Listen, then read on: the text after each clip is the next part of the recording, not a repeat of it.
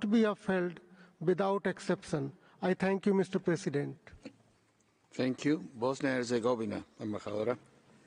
Mr. President, members of Commission, with our strong commitment to the sovereignty, territorial integrity and unity of Ukraine within its internationally recognized borders, we do have to express our deep concern because of reported terrifying attacks against civilians, violations and abuses of international humanitarian law. Any use of torture and other cruel, inhuman and degrading treatment under civilians, especially under children and women, old and ill persons and persons with disabilities, sexual and gender-based violence, which are reported, must be stopped immediately. The fact that Bosnia and Herzegovina is a country which still presents two painful memories of the horrors of aggression, war and genocide committed in the UN protected zone of Srebrenica oblige us to warn, to speak and not to remain silent. Searching for the bones of victims in mass graves, tears, medical and psychological rehabilitation of survivors, facing the truth and justice with the still present question why, and why Ukraine. Strongly condemning any reported violations and any abuses of human rights and international humanitarian law in Ukraine. We do strongly support the workshop of Commission of Inquiry. Based on the principles of international law and with the participation of the institutions of international justice, this should be resolved with the active participation of the international community and with the authority of the United Nations as the key multilateral mechanism in the world. Thank you, Mr. President. Thank you. Tiene la palabra China.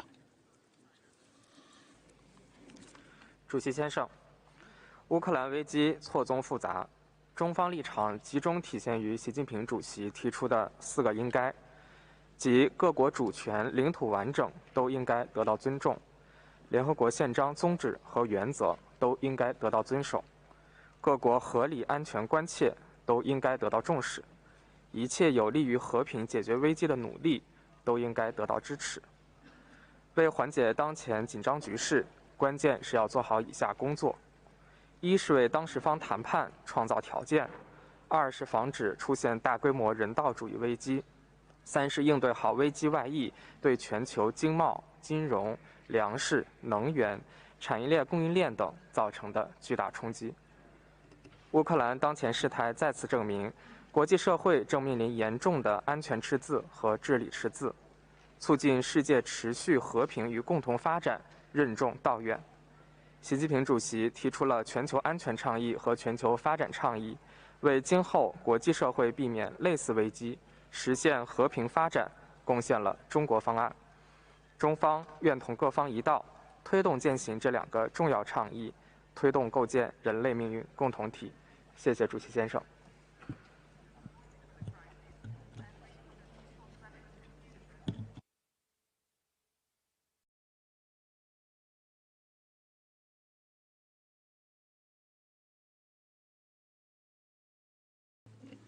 Thank you. Tiene la palabra Nueva Zelanda, embajadora. Mr. President, Aotearoa thanks the Commission of Inquiry for its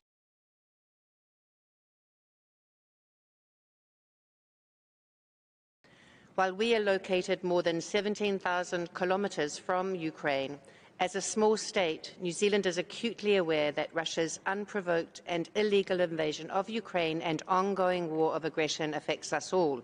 We stand in solidarity with the people of Ukraine. We are appalled at reports supported by the Commission's findings of serious human rights violations that may amount to war crimes and crimes against humanity. We are shocked at evidence of arbitrary detention, torture, summary executions, rape and other forms of sexual and gender-based violence. The accounts of crimes against children are deplorable.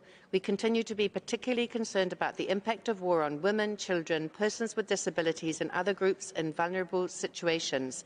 We also condemn the use of weapons in violation of international law and norms and categorically reject all threats to use nuclear weapons which would have devastating effects for humanity. Accountability is critical in upholding international human rights and international humanitarian law. New Zealand would like to ask the Commission, how does your work complement other UN mandates working in Ukraine? Thank you, Mr. President. Thank you, Ambassador.